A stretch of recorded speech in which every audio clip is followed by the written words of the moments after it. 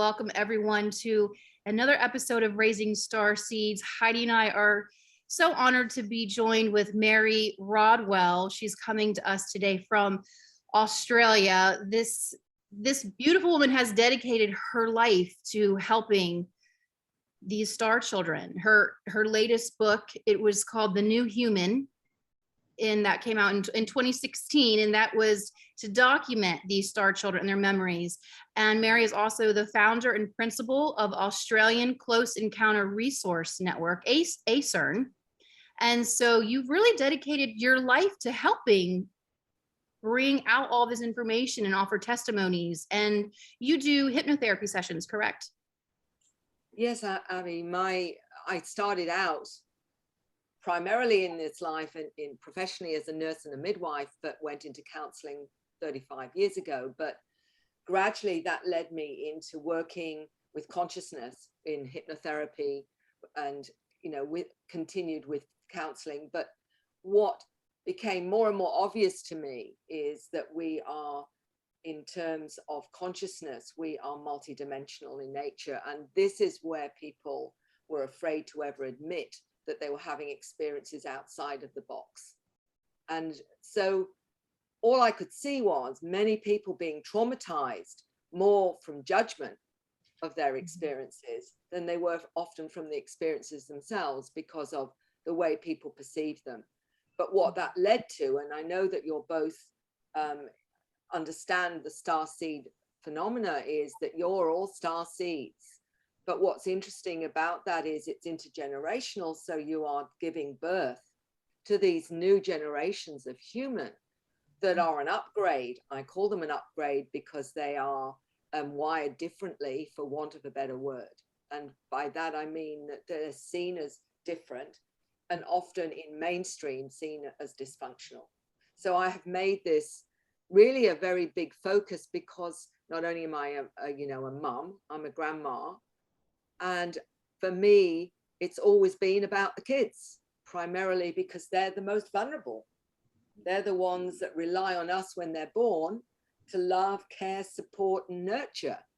And so that's our mandate, isn't it, as parents, to do that. So yes, it has become, to me, it's our future. It's about giving these wonderful souls the grounding and support and love so that they can have a real future. And that is important to all of us. Yes. Well, and you can, when you're talking with these amazing children and they have these memories, they're coming here with their memories intact, knowing what they left to come down here in this very heavy and dense area, it inspires you to want to be the best loving and supportive parent as you can for them, for these very old experienced souls. Yeah. And that, I think, Abby, is the crux of it. We're not talking about children that don't understand. Many of them are fully aware they've incarnated with a mission and a purpose.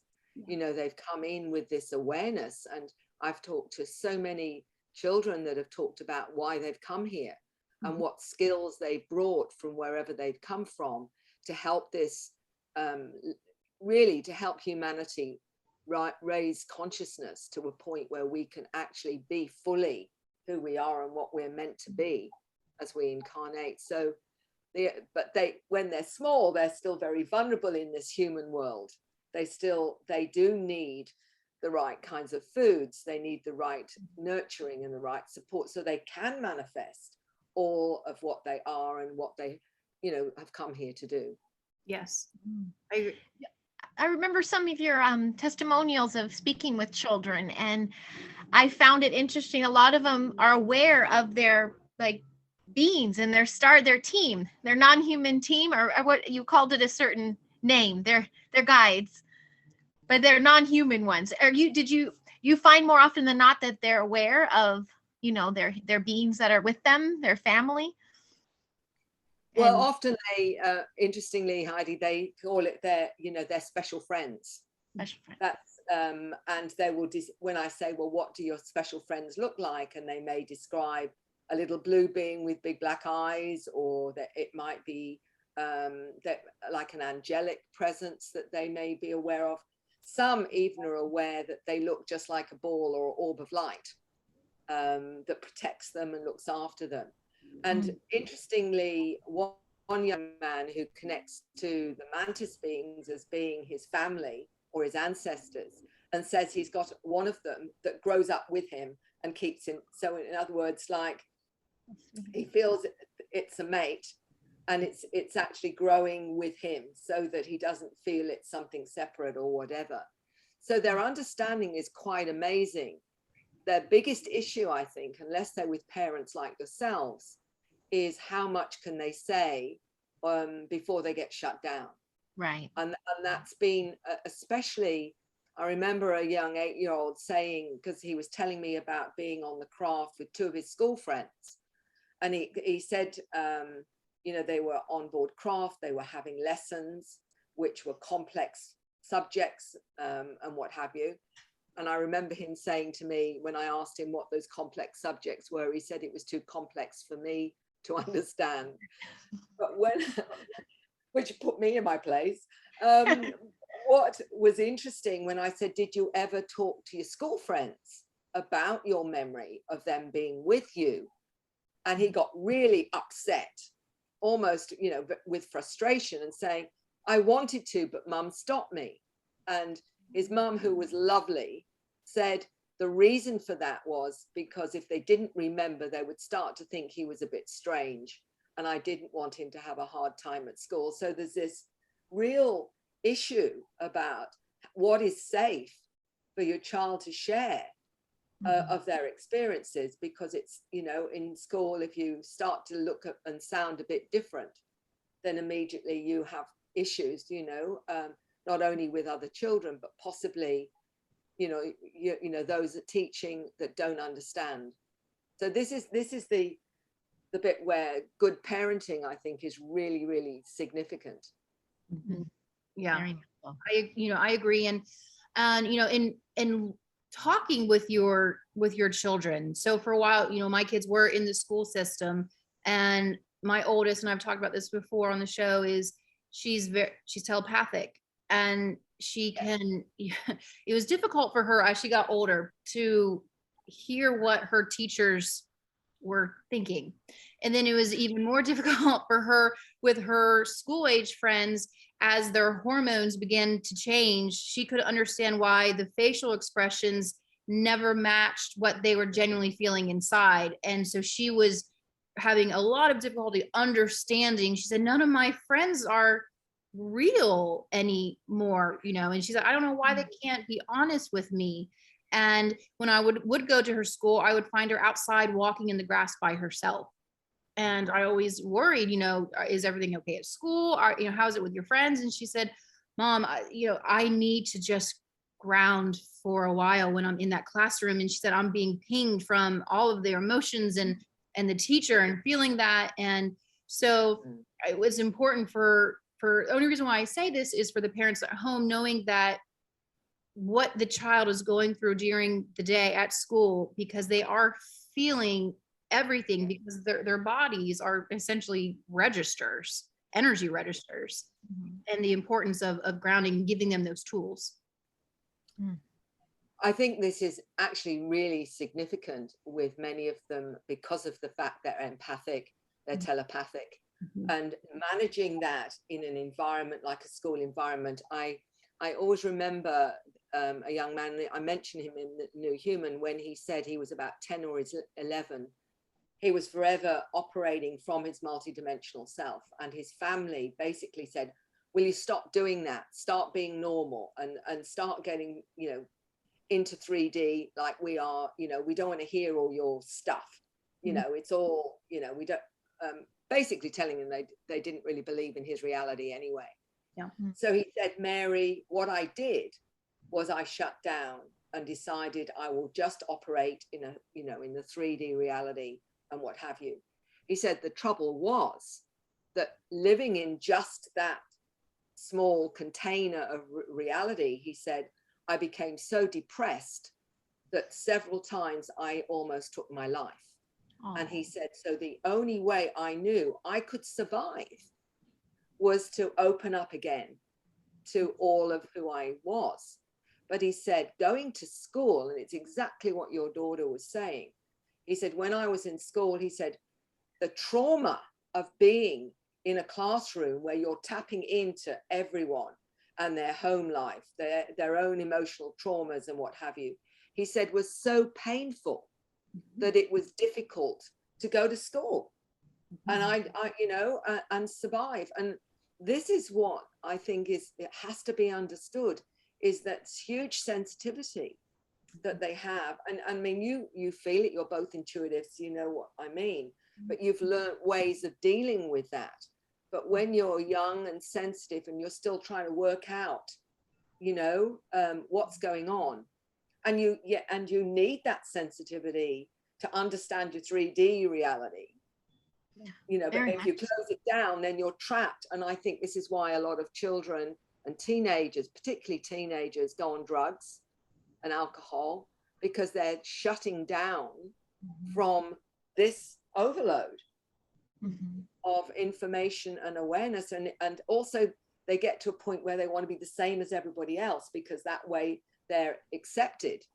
And they're not, because I think that, you know, the children realize they're different, and often will bully them, will often be really unkind to them, because the children on some level sense they're not the same as them. And it seems to be this awful culture with children that if you're not the same as me, then I don't like you, because I don't understand you, or I'm not comfortable with you, or all those things. So they've got all this to deal with as well. So it's how do you help your child to deal with that and understand, and also protect themselves to a certain extent from all that information, and manage it as the way you learn to do as an adult. Yeah. You know, so one thing, what would be your advice for some of these teens who are awake and aware, who are struggling dealing with their peers? Because when you come to the reality of knowing and remembering your age and your experiences, and the outside world is looking at you as a child still, that is very frustrating for them. And they are having a difficult time relating to their peers, because their peers are, you know, they're happy with social media, and they're happy with the mundaneness.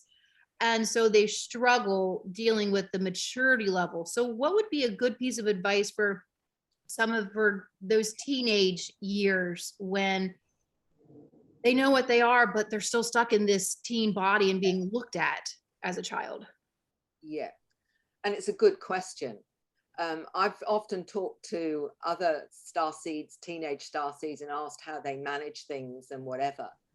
And many of them will say, find things that their peer group do, something that may interest them, whether it's a sport, whether it's music, whether it's, and connect to that to them, so that you've got some way of interacting that isn't to do with your multidimensional self, but more human things. So find things in the human 3D world that inspire you, whether I say it's music, whether or not it's sport, or whatever it is, and use that as the medium, the bridge to connect to your peer group or whatever. But there was something I never understood as a teenager, and only when I was later able to understand it.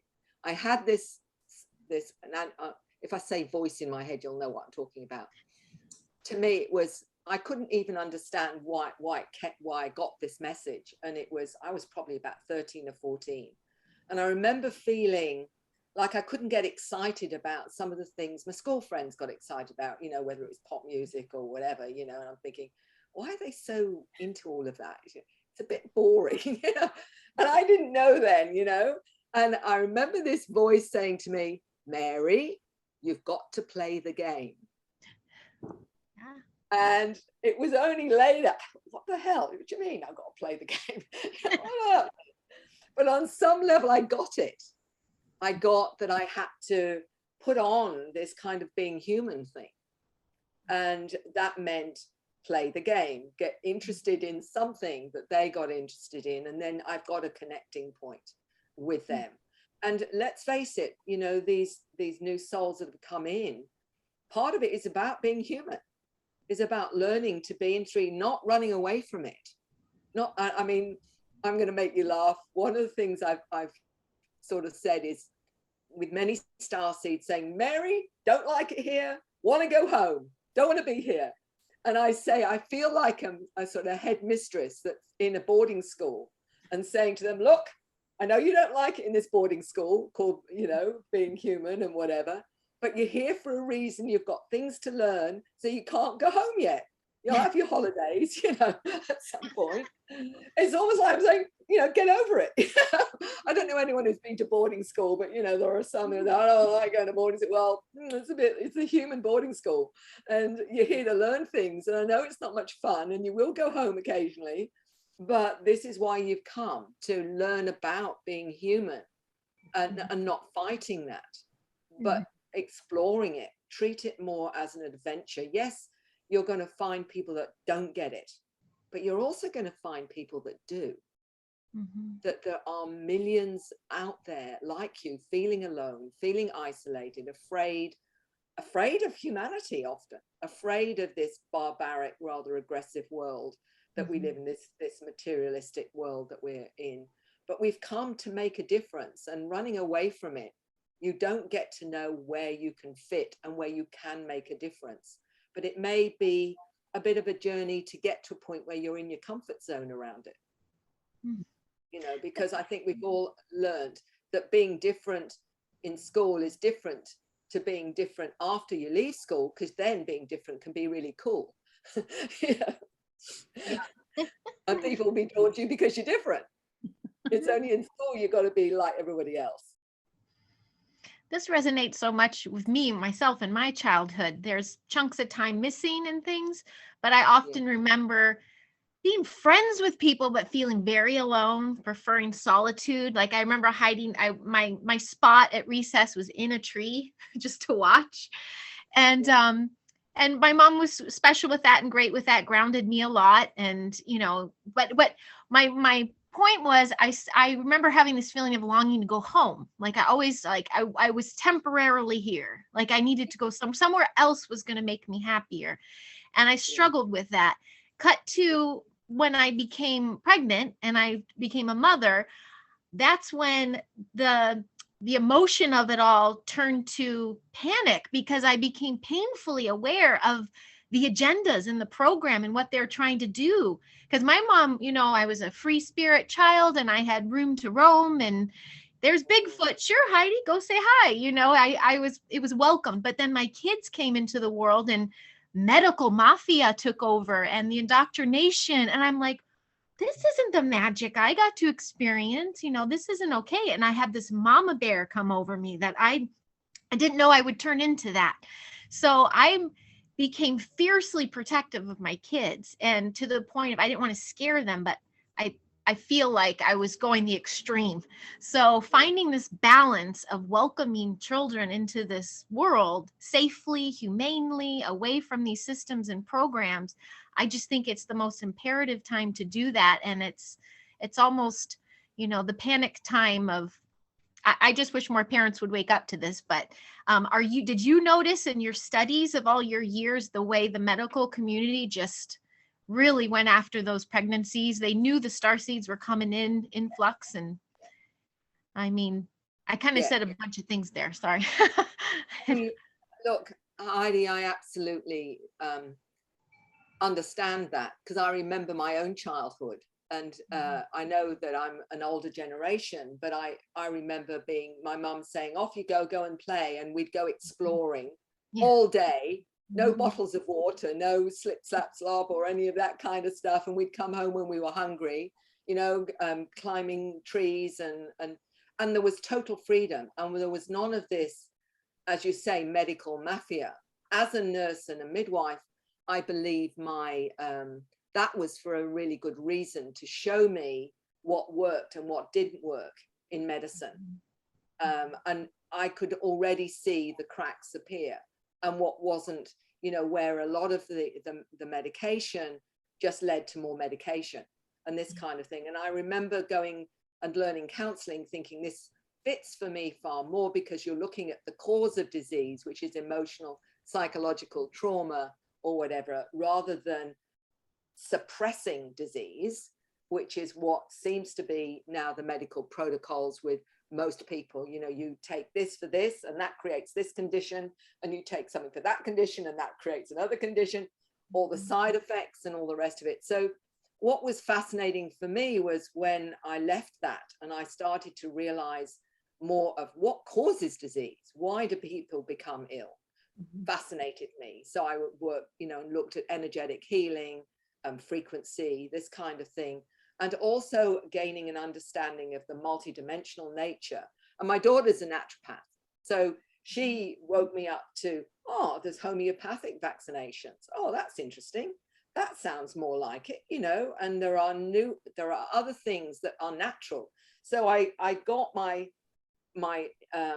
education in science, medical science. And then I got my education in natural medicine from my daughter. And I was then seeing how that could be in balance, but wasn't, because more and more the medical side and big pharma and all the rest of it, we all know that, was dominating every other field of health and medicine. I mean, if you'd said to me 40 years ago about acupuncture, that if you stick needles in someone, it's going to make them better, I'd have laughed, because my medical background would have said, what are you talking about? Sticking needles in someone's going to make a difference. That's hilarious. Now, I mean, my daughter does acupuncture. I mean, I understand now far more because of my own journey to that. But a lot of people are still so indoctrinated into, there's only one person that can answer your questions, and that's a medical doctor. Now, I'm going to say something that's very controversial, and I hope that some of your, because we're doing this particularly with what's going on now, where they are doing their very best to jab everyone, including our beautiful souls, our children. And I'm not here to make a statement other than to tell you a story. And this story is about a healer in England that only recently got in touch with me. She had nothing to do with ET, she thought. It was more spiritual healing and spirits. And this is going to be controversial for those that still think that what's going on is a good thing, because I've got other thoughts on that. But anyway, I'm going to say it anyway because of where you're at. And what she said, with the thing, I'm writing to you for this reason. She said, I was asked to heal a woman who'd had the jab, the latest jab. Okay, that's what I'll call it, the jab, the shot. And she said, and she was very ill after it. So she said, I called in my guides because I wanted to heal what was going on, how it had affected her. Okay, she had an adverse reaction. And she said, and I went in, and in her abdomen, she said, I saw this dark mass with things sticking out of it. And she said, I couldn't move it. Whatever I did energetically, I couldn't move it. She said, and this strange being comes in. She said, and I've never seen one like this before. I didn't realize it was an extraterrestrial. She said, I'd got no idea, because I'd never been exposed to that. I didn't even know they were real.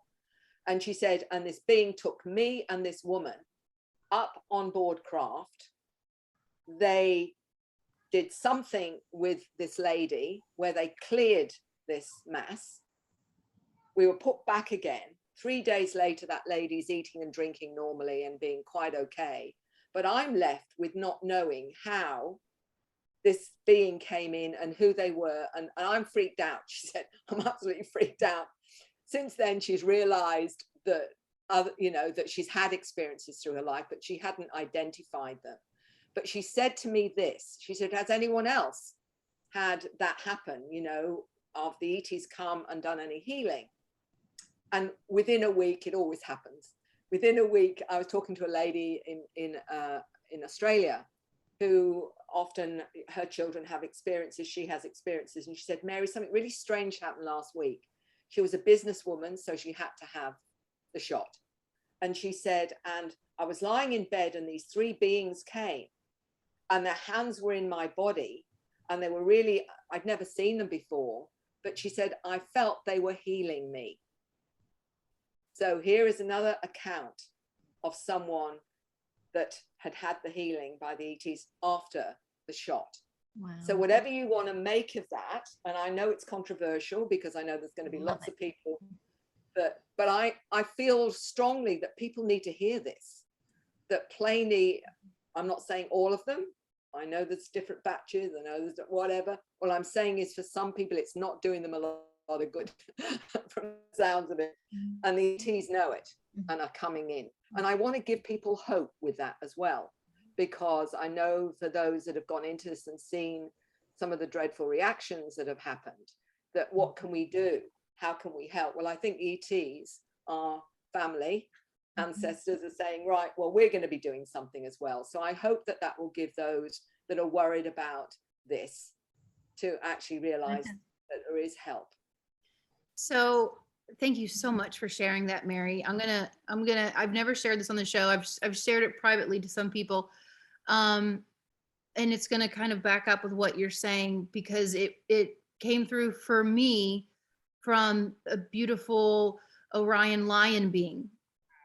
I was really questioning closing down. I do in-person energy sessions, part of my reading. And I was really questioning closing it down and not offering it to those who had received the jab, because I already deal with my own issues, women issues. And I just, all the research so I was debating, but again, I felt like that would be another form of division. Like, that's not what I'm here for. So doing that, like, that's not right. And I was just wrangling over it. And an aspect of myself literally roared out of me and turned and faced me. And she said, stop. And she said, you didn't choose this. It's not on your timeline. So why are you worried? But then she continued on and she said, there is a frequency attached to this decision. She said, those who chose this when it was put into their body, who were in a place of service to self, that will affect their body differently than those who chose this in a place of service to others. Yeah. And I got the very strong feeling that those who ingested this in a genuine heart space of service to others, there will be help for those people. Yeah. And then another thing, I had someone come for a session, and usually, I make people wait 3 weeks after any type of injection, just for shedding issues. And we were getting ready to go onto the table, and they had said, oh, I'm so excited for a good nap, because usually, my goal is you just fall asleep while I'm doing energy. She said, because I just came back from I just got a shot and came straight here. So all my radars, are going off. And so I just called in, and I knew, like, I'm going to call in protection here. And I just, started the session as normal. And I looked down at my hands, and there is another hand on top of my hands. And so they did the healing. And so, for everyone at home, they are. So I'm just saying, thank you for sharing that, Mary, because that's confirmation for what I have seen myself, and I've heard there is going to be aid and assistance. Yeah. Well, you can understand how cautious I am, because I know there are many beautiful souls on the planet that for one reason or another, whether they, wanted to or were forced or coerced or whatever. And all of us know, those that we love that have, taken that option or whatever. And it's very divisive, and it has become very divisive as well. But I think that it's important to know that as more information comes out and people perhaps are very fearful about what that may mean, at least, there is this now understanding that we're being helped with all of this, and what was very significant with this particular healer in England was she said she felt she'd never come across non-human intelligences prior to this. This really freaked her out more than everything else, was the fact that there was a being that she'd never seen before and didn't even know what it was. And saying, I never thought I'd be writing to someone like you, Mary, about something like this. It was like, what? And what's fascinating is now she's realized that all through her life there's been interactions, but she hadn't known about it. She wasn't aware of it, which is often the case, isn't it? You know, you get that catalyst, that wake up call, and then all of a sudden, oh my goodness, that's what that was when I was 3. That was what I was. So it was quite hilarious in that sense. But, you know, I feel this information comes in as, and it's the reason, you know, and I talked to her about it and sharing it, and she was very keen for that to be shared, is because I need to share it. That, you know, when information comes in like that, it's not, you know, to keep it under wraps because it's going to offend someone here or offend someone there. Right. It's about saying, this is what I'm getting, guys. You can make of it what you will. You can interpret that how you want to. But I, you know, for me, it isn't about keeping stuff that is controversial under wraps now, because we're so afraid of offending someone, and we don't go out of our way to offend. We go out to speak truth, and truth sometimes can be confronting. But it, you know, this is the reason we're in such a mess on this planet now, is because everybody is afraid to be themselves, to not speak their truth, and that is why we're in this mess. You know, because nobody can be authentic. And as you were saying, you know, about your, you know, your daughter, and this whole thing about seeing the change as they get more human and less able to feel safe being themselves. And this is what happens with, you know, this whole social media thing. It's trapping them into a form that's acceptable, or a way of being that's acceptable, instead of celebrating difference and celebrating uniqueness, and you know, all these things that we should be celebrating are, even words now are being edited. I remember something very significant from a guy who was an Asperger's, and it gave me a whole new insight into the Asperger's side. And, you know, this is one of the ways I believe their wiring is different with Asperger's as well. And he said something very significant to me. He said, Mary, they say that we can't be social. We're antisocial. He said, it's not true. Within ourselves, with each other, we actually get on really, really well. He says the problem is we can't deal with masks. Social masks. We know when someone is being authentic and when they're not. And we can't deal with that. And that is why we back off. Because for us, we are authentic with each other. We don't have the masks. And yes, they can come out with some pretty straight in, direct in your face. But for them, that's authentic. That is truth. And look at us. We all think, well, we've got to behave a certain way to be acceptable in certain society or whatever. And that is, I think, beautiful. We've lost that authenticity. And with the kids, it's so much harder now, because they've got to look a certain way. They've got to dress a certain way. They've got to want the same things as everybody else. I can't imagine the pressure. I mean, we all had it to a certain extent, but it's the worst it's ever been now, because everything is about selfies, and this is what you should be doing, and this is what you should want, and this is how you should dress, and this is the things you should buy, and all the rest of it. The pressure is absolutely enormous. And what that's doing, of course, is crushing their consciousness and their spirit. And it was intended to. I'm sorry to interrupt. It was intended to, correct? Yeah. All these programs. That's the programming. That's the programming. And what's even more horrendous, of course, is the drugging of the new children with their higher awareness.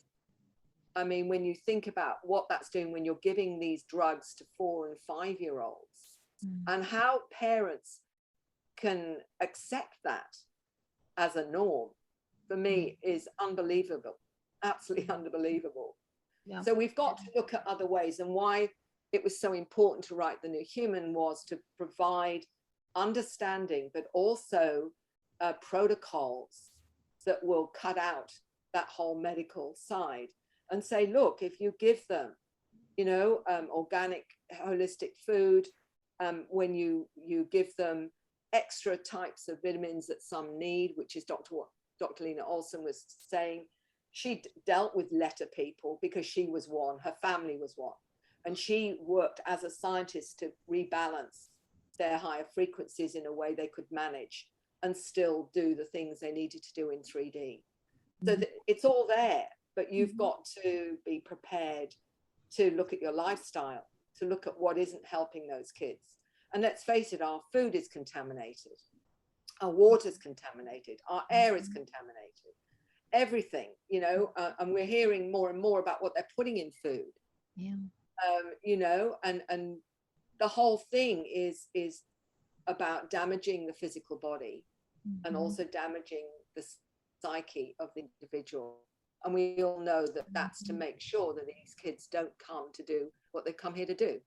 That's it. I agree with you. It's an all out assault on all of these children. And you know, if you look culturally, you look, you know, it started with having those flash mob dances first, where everybody's dancing the same dance. And, you know, and they push in all of these social media feeds for the kids. It's, you know, who can copy this one dance move the best. And, you know, so every single thing in their life, and they brought out these influencers now with the celebrity, and every single thing is about following in line.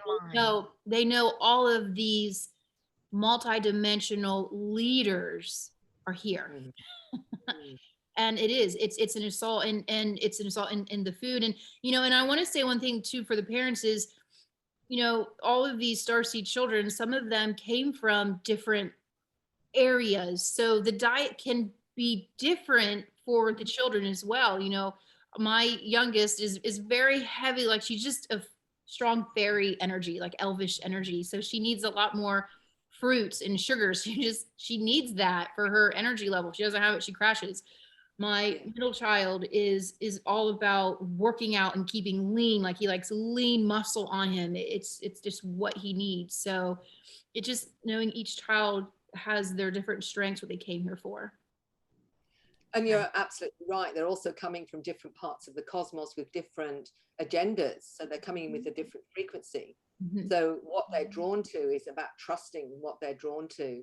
As you say, I mean, I've always called myself a bit of a fruitarian, because I absolutely, you know, fruit, if I couldn't have fruit anymore, I wouldn't want to be here. You know what I mean? It's like, I get this desperation for fruit when I'm traveling and I can't always get it. But this is about really trusting the child's, what it's drawn to, and what it, because it's part of their frequency, and their, whatever their abilities and understanding is fed by certain frequencies. But the problem is, as a number of clinical psychologists, particularly that are starseeds, thankfully, that are seeing these children, but in a conventional setting, and saying often the parents are completely unaware that they have these star kids. And how do you help the child and not sound too weird to the parents, and finding a way? And that's an interesting one, isn't it? What do you do in a conventional setting where you're a professional, but the other part of you knows what's going on with the child, but you've somehow got to support the parents in a way they understand. And that's the language thing, isn't it? You know, I think sometimes we've just got to find a different language to help the parents understand what's going on. Instead of saying, oh, they're psychic, you say, well, they're very sensitive, and they're, you know, quite intuitive, and so they're picking up stuff. So you sort of dumb it down a little bit and change the language so that the parents can still get it and not think it's too weird. But that's the thing. I think we sometimes have to be very careful the language we use. If a parent doesn't fully understand what's going on with their child, and you may see it because, you know, you see other parents, and you may see that they've got one of these wonderful children. How do you explain it in what I call everyday terms, rather than in you know, metaphysical terms and what have you? I think we have to be careful that can sometimes alienate, alienate the parents if you become too esoteric. So you know, I say often there are other words you can use that say the same thing, but normalize it, and it doesn't, you know, put their back up. Particularly, you have to be careful with those that are more religious too, and have a certain belief system. I'm having to be very judicious sometimes. I'll meet a wonderful starseed, but has grown up in an environment that's still very religious. So you have to use terminology that acknowledges their way of interpreting their experiences within that framework. You know what I'm talking about. It's a bit of a it's what's the word? You have to be very much a star diplomat. Yes, for the very religious, it's finding those Bible verses that are in there that are speaking to the same thing. Yeah. What you're trying to get to. Yeah, and I think that's a big challenge for you both doing what you're doing, is to keep it as broad as possible so that as many people can relate to it and not feel it's too weird and wonderful, as I call it, True. And that's why I use a lot of very everyday terms. I do that deliberately, because otherwise the language can put you into an area where only a number of people are going to get it. Whereas if I use what I call everyday language, then they can say, oh yeah, well that's because I might be talking to a farmer, I might be talking to a lorry driver who's having experiences or whatever. And so, as a counselor, you're finding the frequency of that person and saying the language that's going to suit this individual is this, because it's like when you talk to an academic or you talk to a medical person, there's always that special language, but that also isolates the person and isolates you in how you speak to them. So that's why I use everyday terms deliberately, for that reason.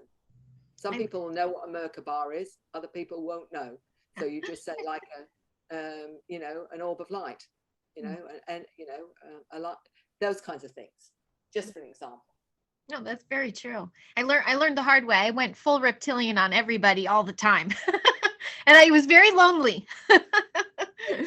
So I had to learn the art of, okay, dark versus light. Yeah.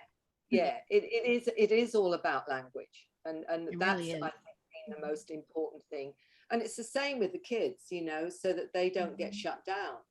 One of the things I always remember was a beautiful lady who I got to know very soon in my journey to all of this. And she said, Mary, my biggest issue with my parents was when I was having experiences with these beings. And she said, I was 6 years old. And she said, and I started to say they were coming into my room, they were visiting me and all the rest of it. And my mother said to me, but that's just your imagination. And she said, and I spent the next 40 years of my life not knowing what was real from that. So she said, I didn't know, is this my imagination or is it real? And so that it created a kind of schizophrenia with her, simply because of what her mother said. And her mother in her, probably didn't realize the impact that had. But we really have to take on board how important it is to honor these children and their experiences, because parents will say to me, what can I do? I said, you listen, you hear their stories, and you honor how they feel about it, whether or not it challenges you or not. If you don't listen and hear them, they will just shut down. And then you're dealing with someone who really then isn't going to function very well, because they're afraid of what they're going to say is not going to be okay.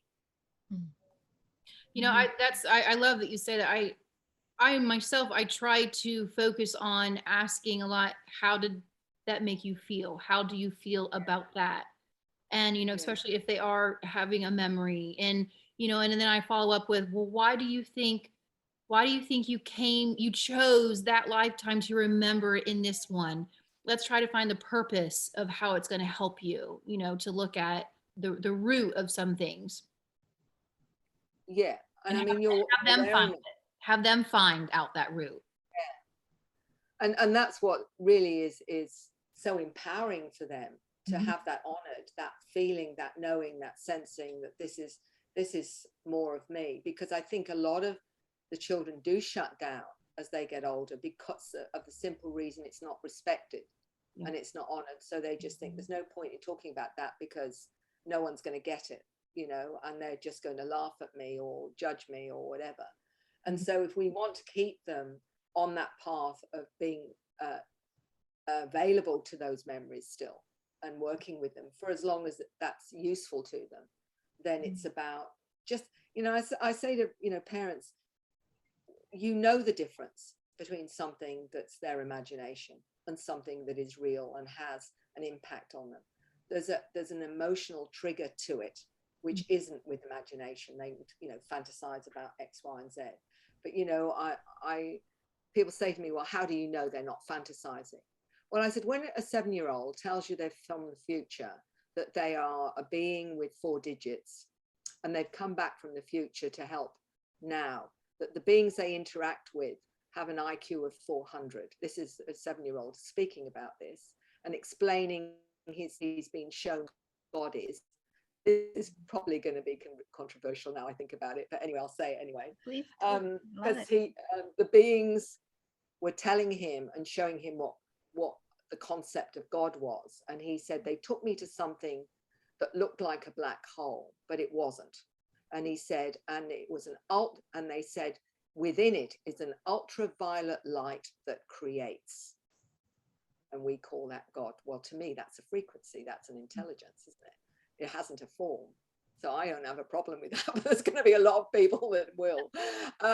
It's just like, but that's what he was told by these beings. Now, you can make of that what you will, but it's a fascinating concept, isn't it? And to me, what is that? It's a frequency. It's a consciousness. It's just not in a physical form, that's all. But it's a violet light that creates, was what he was told.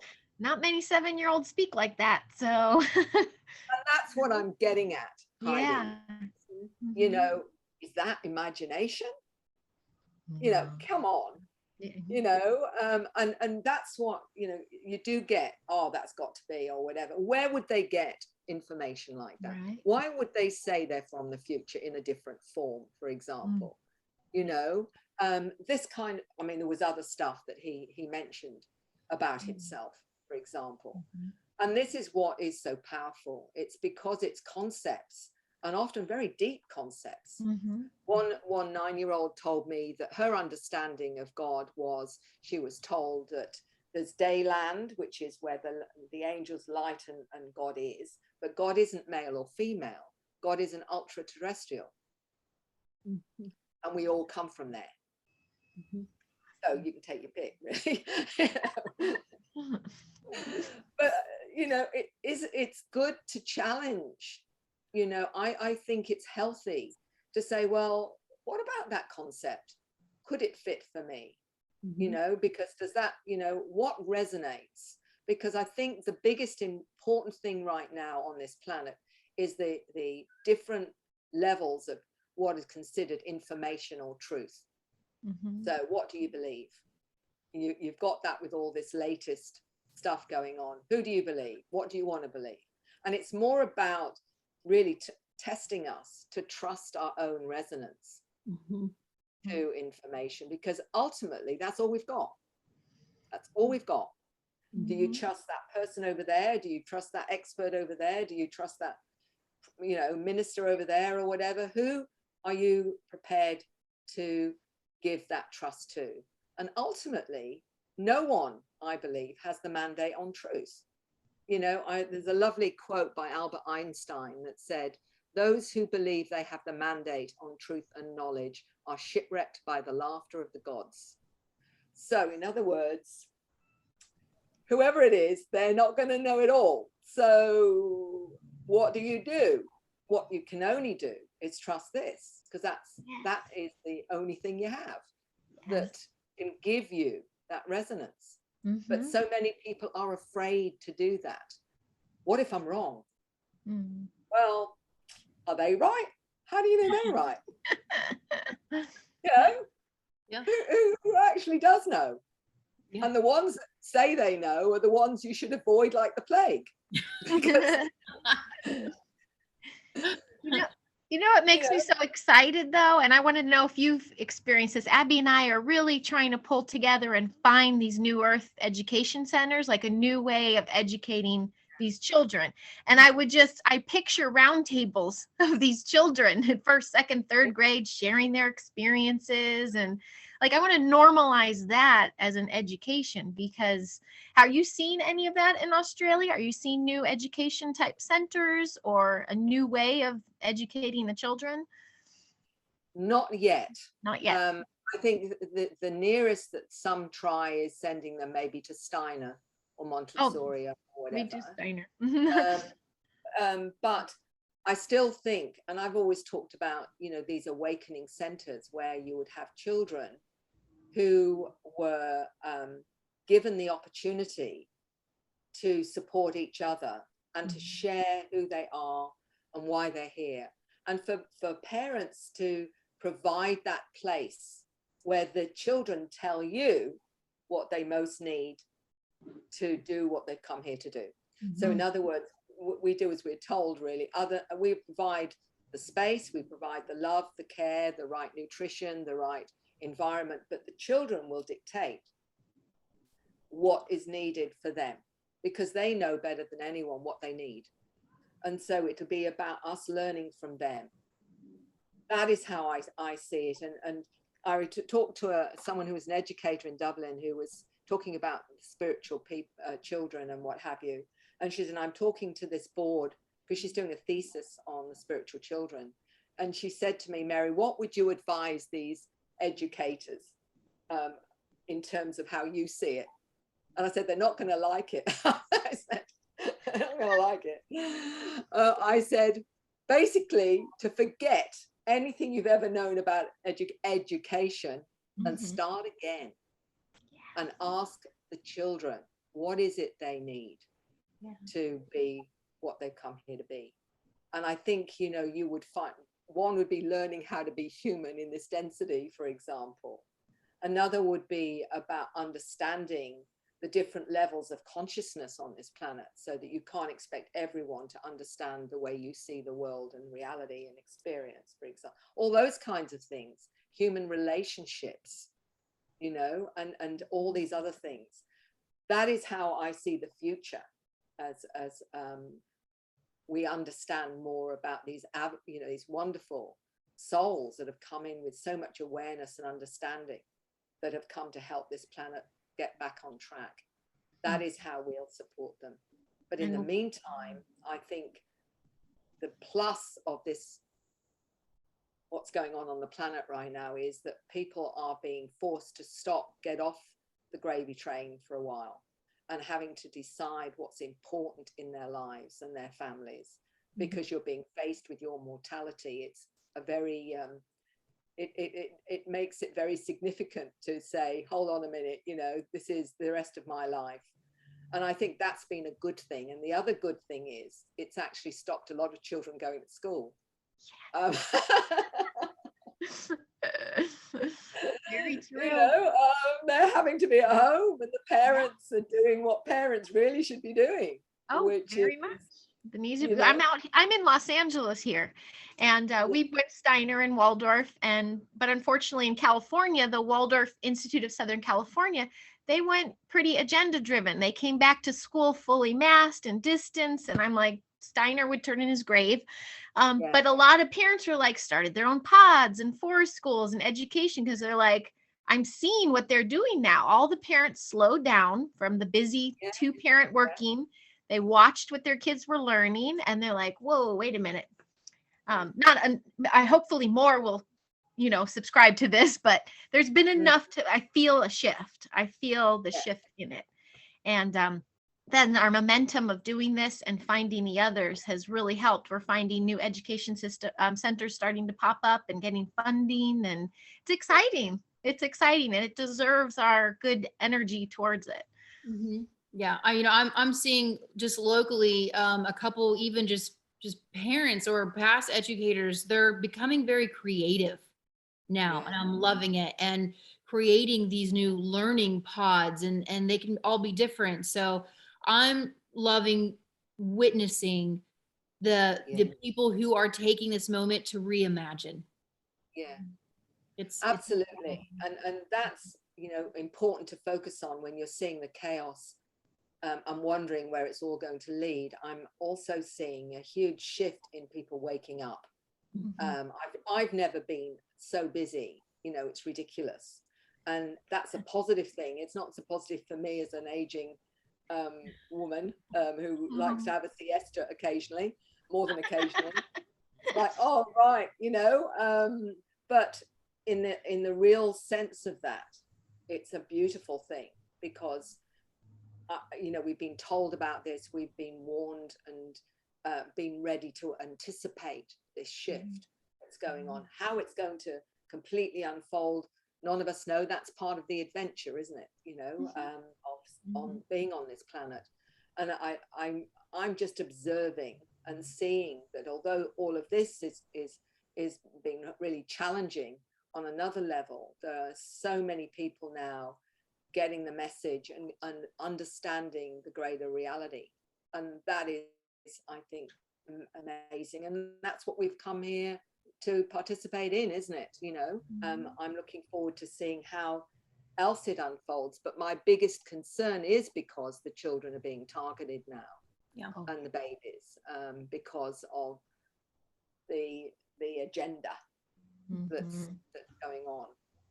And that's why I think the more that we can put out the information, like you're doing so beautifully, the pair of you, is, you know, for every one person that was undecided, it may just be enough to get them to at least wait and be more informed, you know. Yes. And that is all I say is, look, just be informed, get as much information before you make what could be a life-changing decision.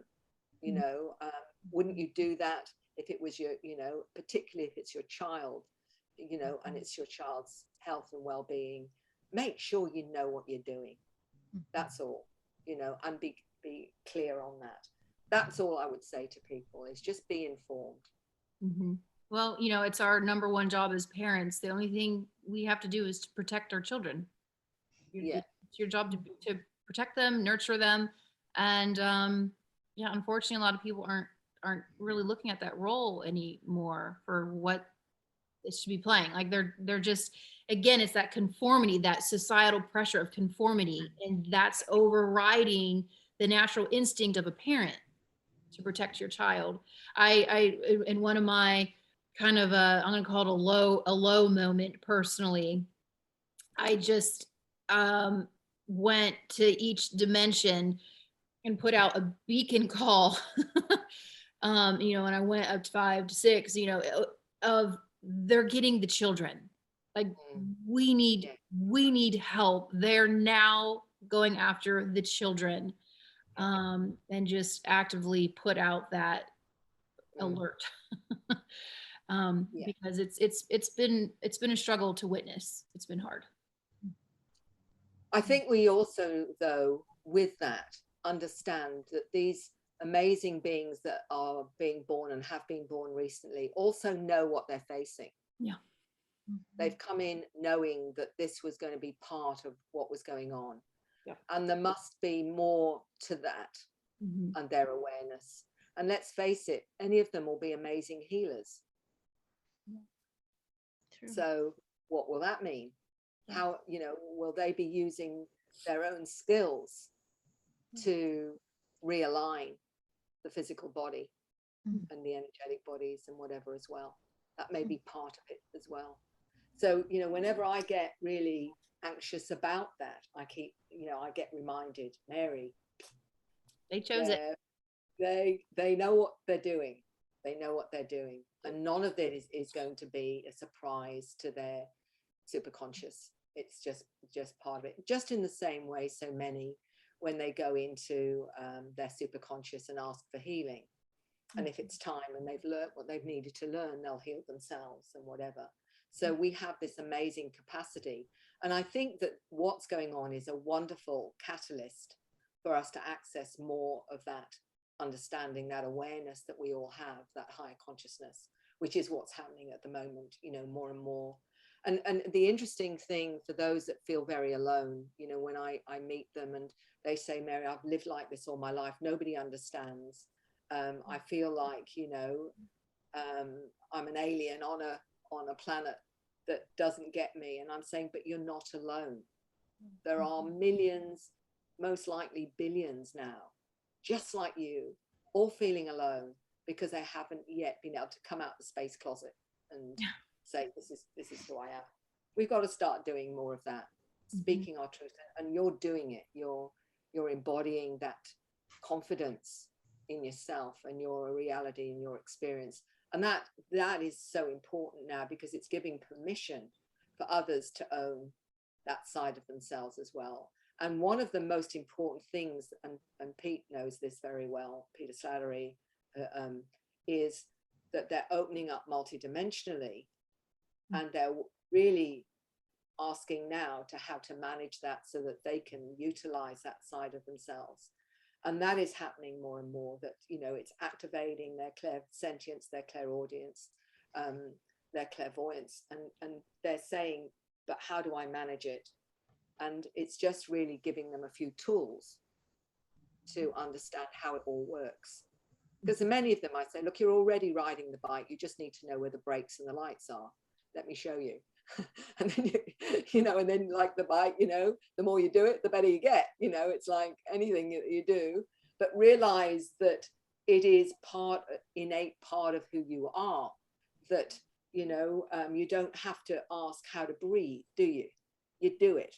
And this is the same with this. It's just reminding you of how easy it is. Yeah. Yes. Isn't it? Yeah.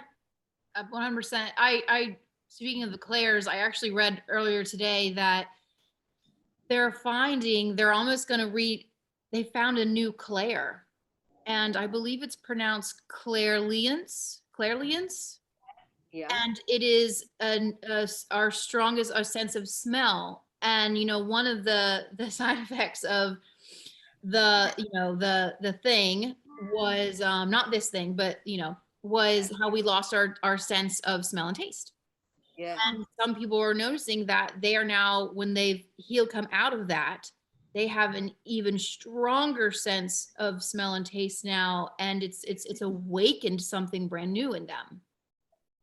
So, I out of interest, I'd like to know whether you've experienced this, because sometimes when I've been shown something in a past life for somebody, occasionally what's happened, particularly I noticed it with one lady remembering a medieval lifetime, and I could see the streets and what have you, and the smell was absolutely horrible, because, you know, they throw I'm like, oh, it's really pong. I don't know whether you found yourself with that part of yourself absolutely tapping into that part of the experience. I don't know whether you've done that or not, and it happened quite spontaneously to me. Yeah, I haven't. The only time I get smells is when loved ones come around, that memory. But when I'm in the Akashic doing that, I will absolutely taste, my sense of taste. You know, what they died from. If I will taste all of that. Yeah. I didn't have the smell. One of my dearest friends, though, she had the smell. This will be a little vial of flesh, and she remembers being burned at the stake. And sure enough, she's a healer, and, you know, she's this is her current life, and she goes, yeah, they got me. And she kind of has to relive that every so often with that smell. And I just remember that's what made me think of that. But I don't think I did lose my smell and taste for 6 months, though. I did do that. So I went through the bioweapon. But it's coming back. Yeah. I think we're only still discovering just what that means in terms of opening up to, you know, our consciousness in its fullest extent. I don't think we've even begun to realize exactly what else is we're going to experience when we become more multidimensional and when we get more activation. I think it's going to. And one of the things I would like to say, because it seems important when you're downloading scripts or symbols or various things, and people say, or, you know, particularly, or language, some of the language, not all of it is translatable, and they'll say to me, you know, I don't know what it means, Mary, but I'm getting this or I'm getting that. And I'm saying, my sense is that what's going to happen is, as we become more activated, that will be the software for the new activated human, so that it will enable us then to operate. I've mentioned the film Lucy. For anyone who's seen it or not, I don't know if you've seen the film Lucy. Yes. But in Lucy, as she becomes more activated and what have you, and becomes more of her light body and whatever, she has to learn how to operate in a multi-dimensional way. And I feel like what's being downloaded often to many intuitives like yourselves is this software that's waiting, although you can't access it yet, but it's there waiting as a prep for what else is going to happen. So I'm saying to people that don't always know, well, I don't know what this is, Mary, or why I've been given it. I thought, well, on some level you will know, and it'll probably be about timing, and it'll be to do with when the shift happens, I suspect. Yeah. Does that make sense to you? Yeah. It does. Even my mother she'll just get a symbol and it will be in her right eye. And she said, I don't know what these mean, and sometimes it'll shift and it'll be a different symbol and it'll just like be there and it'll just disappear. And she's been getting this for a while. I actually was in the middle of a session last week. I was working with the crown, and this just this light, this energy came in, felt very feminine. And she said, we need to start making more space in the brain. And so the energy was literally like taking apart the comparts of the brain and just putting in just this space between them. And I said, why? And they said, because so much more energy and light is going to be coming through and held there. We need to make more space for it. And I asked, who are you? Where are you coming from? And she said, I'm a messenger from the Source Collective. And I just saw all of these hundreds of thousands of light coming. And this is what they're doing on our bodies right now. They're getting all of our brains ready, and they're like shifting them, because we're going to be holding in so much more light and information. And again, light is information. And so it is these downloads that we've all been receiving, and people they can feel it. It's in and the ringing in the ear. So many people are experiencing that. So it's going to be interesting how, I don't know how it's going to work, but I feel just like you, Mary, it's just going to be on. We're just going to turn on, and just this knowingness is going to be there. Yeah. And whatever the event is, and lots of different theories, and the new earth, whatever. I don't know how it's gonna go. Well, I've asked a few times, and they've told me to mind my own business. Basically, you can wait. You can wait and find out everybody else. Why should you? Well, I know all this last 2 years, this is all part of it, because it's really either activating you or really making people choose and go inward and inside. And it's been, I'm kind of the Heidi Hopium. I'm the glass half full through it all.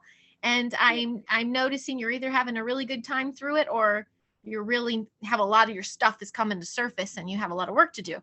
But, bring it on. Let's do this. It's exciting. It really is. And I've been driven to get my light body going, really clean up and clean out. Just, it's like I can't get enough information on health lately. And now I get to teach my kids that. So, that's what's been fun with that. But it's it could be a beautiful time, or it can be the scariest time in history. And I think the fear agenda of it was intended, because fear lowers it all. We'll stretch this on forever if we stay in fear. So the more we can bring everybody up, I think just could accelerate it a little more.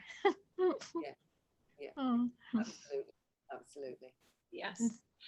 Well, Mary, thank you so much for coming on. I know that you have a very packed schedule, helping everybody. But what is the best way? Do you do remote sessions, or are they only in person? Oh, absolutely, yes. Okay. Hypnosis, counseling, connecting to your multidimensional selves, all of that is part of how I work. And if we didn't have this technology, of course, it would be much harder for me to access. But as long as they can speak English, or it's a second language sometimes, I can work with them. The thing that people often find really strange is, how can you possibly do hypnosis? And I'm saying, because it's multidimensional. it's a frequency, and that's it. There's no difference whether you're the other side of a computer screen or you're right in front of me. It doesn't make any difference because we're connecting with consciousness. So absolutely. Yep. It's that energetic, I do sessions through Zoom for people all over the world, and you just tap into that energy web of which we're all connected, and that's how it's able to flow. It's quantum. It's amazing how it works. But yes. So what's the best way that everybody can find you? Well, I'm on Facebook. I'm also, they can get through my website, which is acern.com.au. So they're the main ones, but you just Google and you can find me as well. So I'm very easy to find. Okay, wonderful. Well, we will provide all the links down in the description bar so everyone can find it. And if you guys haven't caught Multidimensional, Pete Slattery's documentary, Mary, you are a large part of that. I absolutely loved everything that your vital information you brought forward in that documentary. So you guys can always go check out Multidimensional. I know it's on iTunes. I think Amazon, we'll drop that link down below as well, and a link for your book, New Human. All right. Lots of love, the pair of you. Keep doing what you're doing and bringing that light to the planet. Lots of love. Thank you so much. Thank you for coming today. Such a treat. Thank you. Take care.